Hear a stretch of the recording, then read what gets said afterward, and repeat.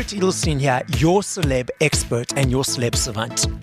Celeb Savant is a weekly entertainment show. We have long-form career retrospective type interviews with celebrities, singers, actors, and industry experts. On this episode of Celeb Savant, I'll be speaking to Andrew Allen. He's had top 5 hits in Canada, a top 30 in the US, landed songs in film and television, and has written multi-platinum records for Italian superstars, K-pop artists, and DJs. Not only is he a prolific singer-songwriter, he's also a true live performer that's open for the likes of Bruno Mars, One Republic, Train, Andy Grammer, and the Bare Naked Ladies. Up next on Celeb Savant, we've got Andrew Allen. So Andy, thank you for your time today. So tell us, where do we find you in the world? What's happening in your life and how are you doing? Oh man, so I'm in a town called Vernon, British Columbia, which is about 4.5 hours northeast of Vancouver.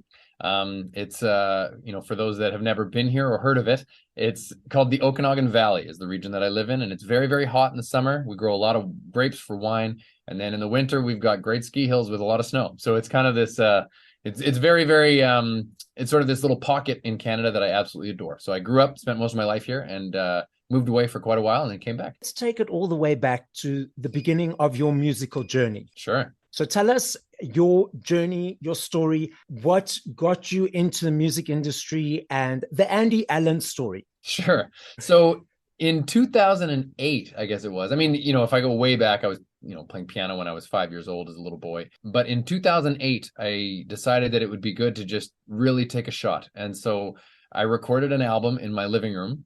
And, naturally called it the Living Room Sessions.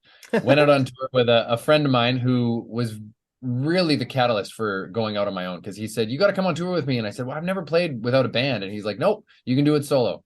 So basically sold everything I had, got a minivan, started touring across the country, and just, sort of selling CDs off the stage, trying to find places to stay after the shows, sort of the musician's dream. And toured very, very hard for probably 2 years, but in that span also toured the UK and booked it all myself and managed everything sort of under that umbrella. And then miraculously, I ended up playing a show in Toronto that attracted some label interest. They came out and they sort of were like, we like what you're doing, but we think that you could benefit from writing songs with other people. So they sent me on a trip to Nashville. And in Nashville, my first writing session was with a guy named Robin Gosh. And him and I wrote Loving You Tonight in about 45 minutes, which I thought, this is a great song. I feel like it's got some legs. So when I got back to Canada, I released it to the radio and did it all independently again. And it seemed to blow up in Canada. So it went top 10 in Canada, which got me noticed by a manager in the US who got me to come to the US and in turn signed a record deal with Epic Records and with Sony Music Publishing. And then from that point forward, that year kind of just blew up, and I was on tour with everybody from The Script to the Bare Naked Ladies to One Republic and opening for Joshua Radin and Andy Grammer, and it was amazing. It was a great year, and that kind of that's kind of what blew everything up for me and gave me the opportunities to put out songs into sort of the music industry at large, as opposed to just releasing it off the stage, in small towns all the way across Canada. When you write music, are you still collaborating with other writers, or is it writing by yourself? I do write by myself, but I love collaborating. I think it's a great way to, sort of share your ideas, they share their ideas, and you often, bring things out of each other that you're like, wow, I didn't mean to say it that way, but I did. Or they'll hear something that you said and they go, that's amazing. And you're like, that was an accident, but I'm glad you like it. So it gives you a lot of opportunities to sort of reach deeper than you could, I think, on your own. Plus, I'll write with other artists for their projects, which I also find really fun. It's almost like, like a hairdresser listens to you talk while you're in the chair, and they help psychoanalyze you and give you advice for the future. And I feel like as a songwriter, sometimes we get to hear other people's stories and help put that into song for them. And that's exciting, especially when you see an artist that maybe hasn't had that many singles do that well, and all of a sudden you write a song with them and it helps catapult their career. Do you collaborate with the same artists over and over again, or do you collaborate with new artists each time? I love working with new artists. There's a lot of writers that I work with on a regular basis because we've just sort of found a niche that we work really well together. So there's a guy up here in a country band that him and I write together quite a lot, and we really enjoy the process. The producer of my last record, his name is Josh Bogert, and him and I wrote together for that album, but we continually write together because we really enjoy that process too. So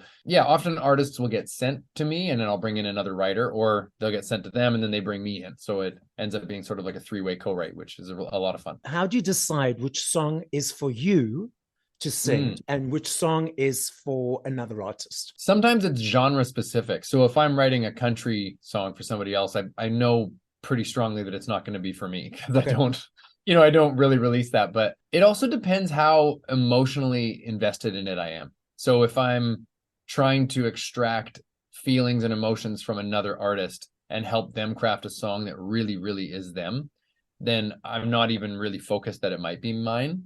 But if I'm really emotionally invested in it, then at the end of the session I might be like, if you're not going to take this song, I might be interested in doing something with it, because I don't like putting my emotions out there for somebody else to sing about. I'd rather keep it close. Yeah. And what inspires your writing? Is it self journey, what's happening in the world? Obviously it's a partnership and collaboration with these other artists or other producers, other writers, and they bringing to the table their experiences.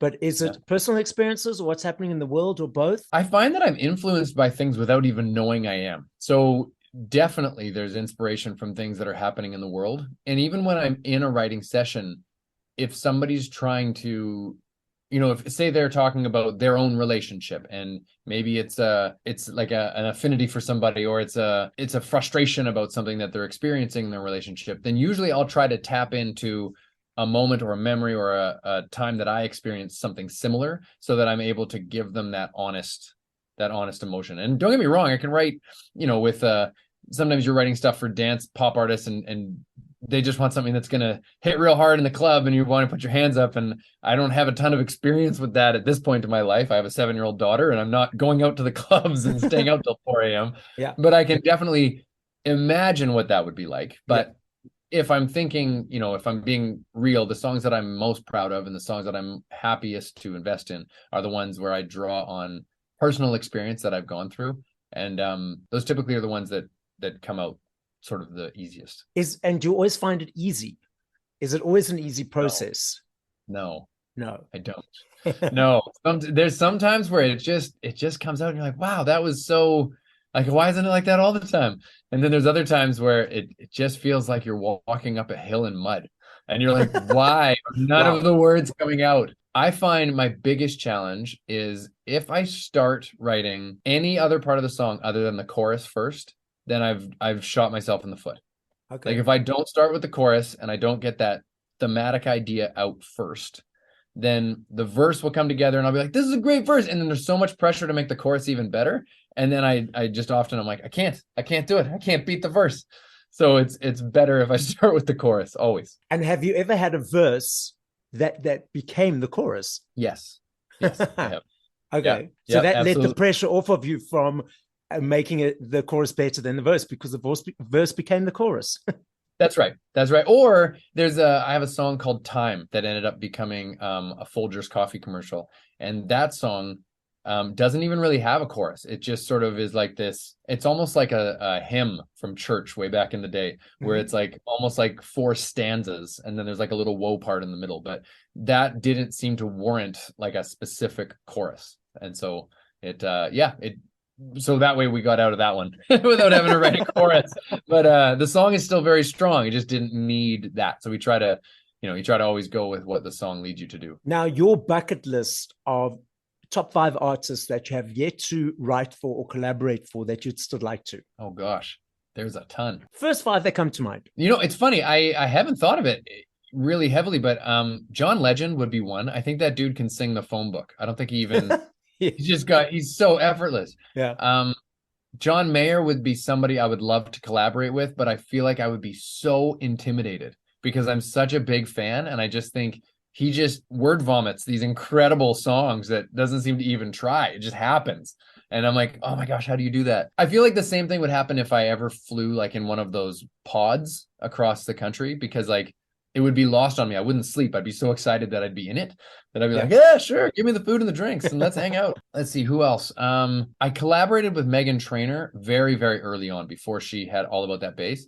And I thought she was one of the most prolific, talented writers I've ever worked with. And I would love to work with her now at this point in her career to see where she's gone and just to be part of that process. I think it'd be cool. I would love to write with Ryan Tedder because I think he's a beast with everything that he writes. He's just got such incredible melodic sensibilities. And I listened to a podcast called And the Writer Is with Ross Golan. And I think Ross Golan sounds like such an interesting, introspective character. So I think to write with him would also be a treat. So there'd be my 5. And you mentioned that you've opened for a whole bunch of different artists. What is it like opening for an artist compared to doing your own show where you're the featured artist? Because sometimes I feel, and I might be wrong and it might be different in Canada, but in South Africa, sometimes I feel that, okay, cool, here's an opening artist, but the people just want the main artist to come on and they not as invested in the opening act as they are as the main artist. Do you sometimes feel that being the opening artist? Yeah, definitely. But I feel like it's you wear a different hat, when you're doing it. So if I'm headlining a show and I know that people have come out to see me, then there's this not a relaxation, because you're definitely not relaxed, but you can go out and kind of like, they're there to see you. So you can kind of pause a little more. You can bring them into it a little more. You know that they're with you. When you're opening, you have to assume that they really don't care about you. And so there's a really cool opportunity there to challenge yourself to win them over and be like, I know you're not here to see me. I know you're here to see the big band that's coming up after me, but I'm so excited to be part of your world for this 45 minutes or whatever it is. And I want to draw you in. And afterwards, I want you to be like, damn it, that was awesome. I can't believe we saw that guy. That was great. And so I kind of love the challenge of it. I think it's exciting and it's fun to see like an entire sea of people that are already music fans. So you're not trying to, it's not like you're playing a corporate gig where people are just kind of eating and drinking while you're playing in the background. They're there to see music. So now you just have to show them why they should listen to you. And so it's kind of an exciting challenge. So you say that people are there to see. I'm the person that's always right up in front in concerts. And I get frustrated with the people around me because all they've got is their cell phones up, trying to get the perfect picture, the perfect video. And I find it so distracting or disconnecting. From a person viewing that, what is your perception of that? And does it bother you as well? You know what? It's funny. I kind of laugh internally because Loving You Tonight would be my biggest single. And a lot of the time, as soon as I start playing that song, people pull out their phone and they take a picture. They're not videotaping it.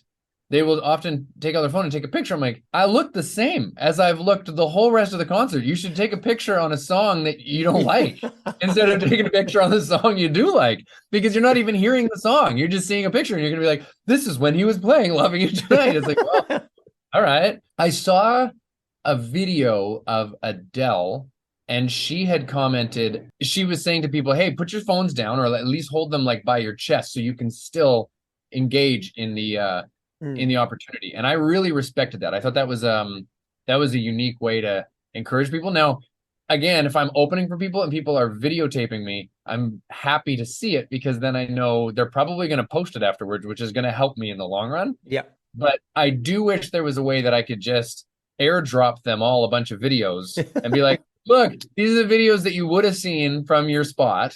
I want you to be here and present right now, because I know for me, if I pull out a phone and I videotape anything, I don't remember it as vividly and I'm not engaged in it as wholly. And so, so it's a weird catch-22. I'm happy to see that people they want to catalog that in their mind for the future. But I'm like, no, just be here. Just enjoy it. It's stuck in here anyway. It's interesting because way back before cell phones, cameras weren't even allowed into the concerts. Oh, that's right. So it was just you there in the concert and the cameras were confiscated. Then obviously they could not do that with cell phones.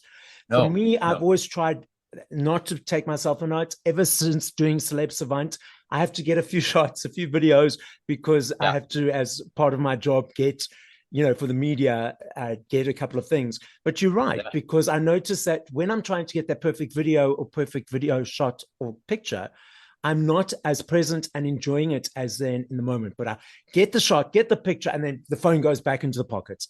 And then, just to experience it in the moment. So totally agree. Because you'll remember that. And people forget that. So like I said, I have a 7-year-old daughter, and there's times where she goes, oh, Dad, like, take a picture of this. And I'm like, I don't have my phone with me. But what I want you to do is really focus on it and think about it and think of how it makes you feel. And then like take that snapshot in your mind. And she's like, okay.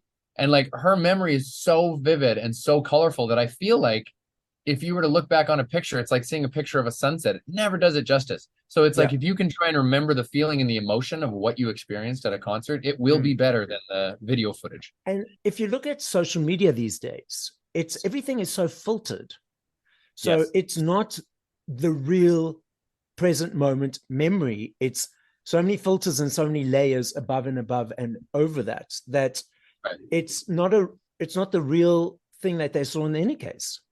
That's right. Yeah. What is your It's perception of absolutely right. social media? Oh gosh. It's a great question. My perception of social media. I can see the value in it when it comes to staying somewhat connected to each other because you do get to experience other people's lives, especially friends or family that maybe don't live in the same town as you. You get Mm-hmm. to see sort of what they're up to. Now, I also think there's a negative to it because then you go, you see that person and there's no catch up because you're like, oh, I love that new car you got. And it Yeah. sure seemed like you had a fun vacation and the kids are great. So I don't even have to ask you.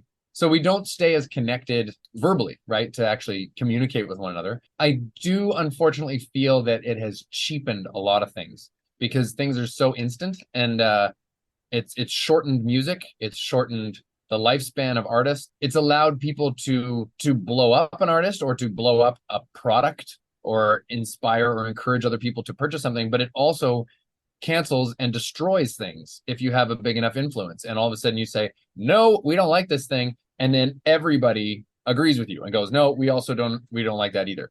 Yeah. And I don't love that side of it. There's a new app. I don't know. I mean, I'm sure you're using it in South Africa, or I don't know if they have it actually.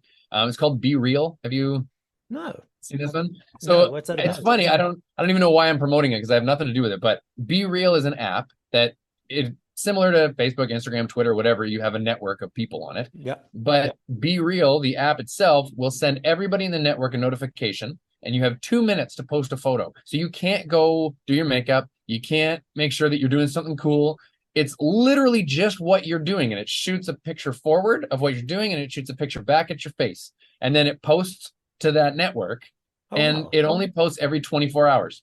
So you have that 2 minutes to post a picture. That's it. So if you're hanging out with your kid, or if you're like last night, I was hanging Christmas lights, and I'm wearing a toque, and I'm freezing, and I'm like I'm outside hanging Christmas lights. There's no filters. There's no anything that you can do to this picture. You literally take a picture and it posts.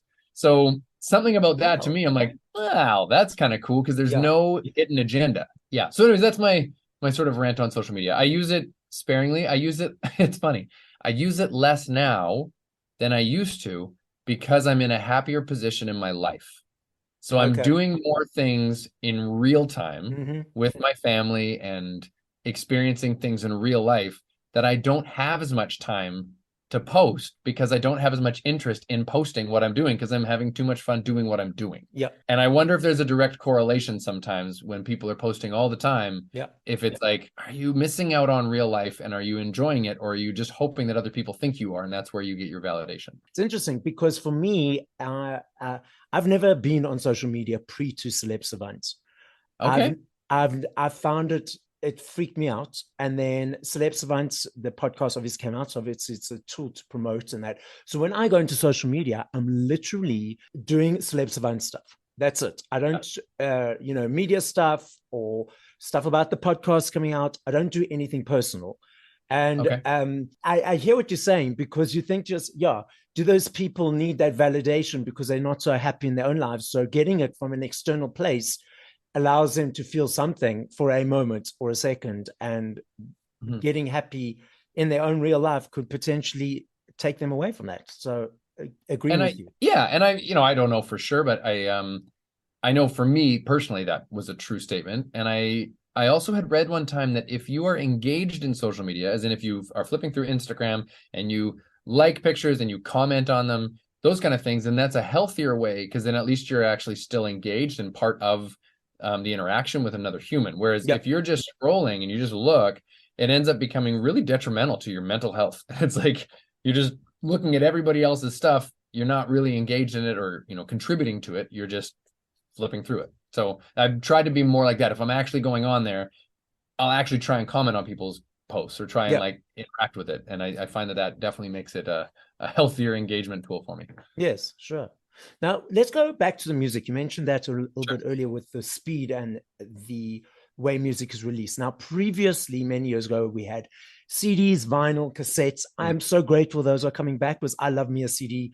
I love Yeah. holding it. I love the pictures. I love the Yes. storyline of the lyrics, the production notes, all that kind of stuff. I don't know if you're aware that last year, the first time in 21 years, CDs had a gain in sales.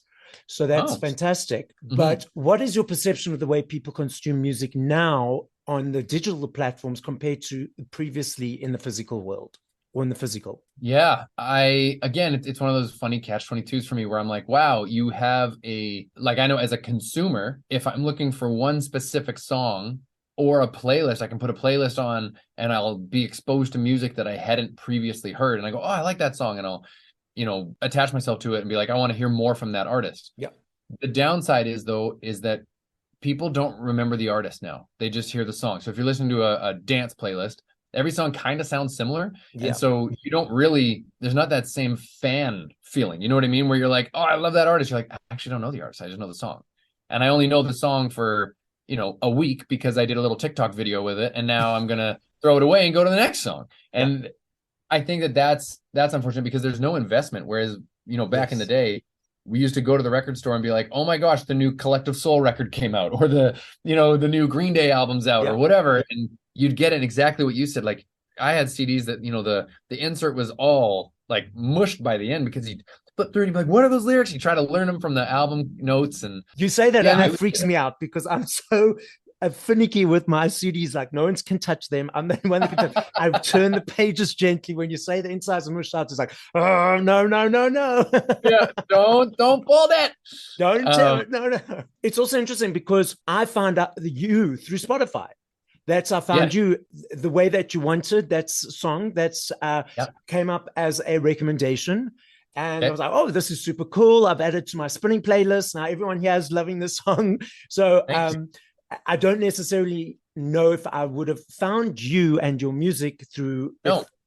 So there's all these different elements that play into it. Yes. And that's what I mean on the catch-22 is that I also find a lot of artists that way because, you put on if I put on Andrew Bell radio, then I get to now hear all these other artists that are somewhat similar to him. And all of a sudden I'm being exposed to Matt Kearney and like whoever else. And I know for me, then I will, I'll do some research and find it afterwards. But one thing is that I noticed though, is that it can be difficult to sort of explain or expose to a new generation the value of music because they don't necessarily see it because they don't realize that like, wow, the song that you listen to is not just 2 minutes that you got for free because you have a Spotify like account. It probably cost them years of experience and then like they wrote the song and then they had to spend money or time and investment to put that song out. They put it out and their whole heart is on the line when they put that song out. And there's some 50,000 songs uploaded a day to Spotify.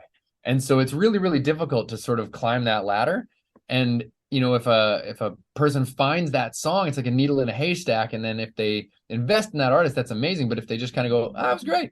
That was great. It's in some ways it cheapens music, and I wish it didn't, but it also exposes us to more, which I do love. So for me, I've got my Spotify playlist, but I still buy the CDs, and for me, that's an energy exchange to say thank you to the artist for the hard work, the time, the effort, the lyrics. It's that whole that whole energy exchange for me. That's as a thank you to you guys for doing the work that you do.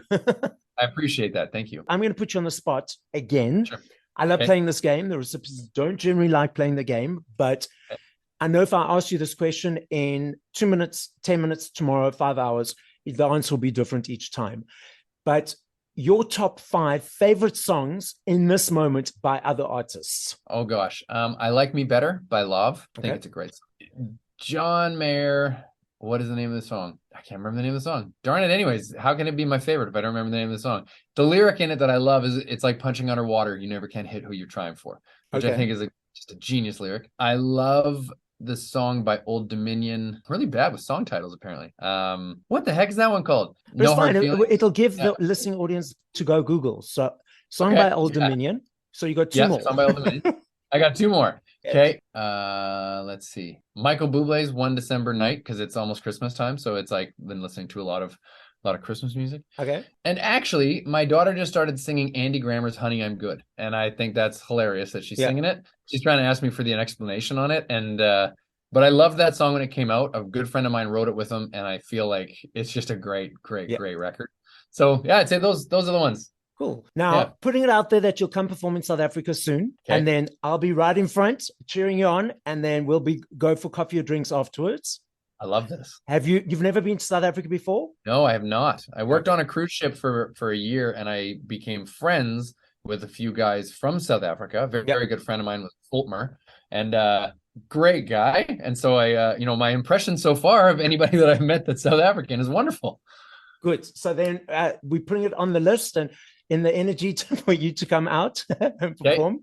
Now, the podcast is listened to throughout the world. The main listening audience is in the UK, the USA, Australia, and South Africa. As a final message to the listening audience, what would you like to say? Oh, my goodness. I mean, I feel like we've been hearing it for the last, few years, especially through all of our governments, basically saying be kind. But when all is said and done, and the only thing that we get to like leave is whatever it is that we felt that we could offer. And so I think we all have like this beauty within us that we just need to share so that the world just becomes better. I know it sounds like kind of cliche, but that's what I genuinely feel. As Andy says, be your beautiful self and the world will be a better place. This is Celeb Savant signing out with Mr. Andy Allen.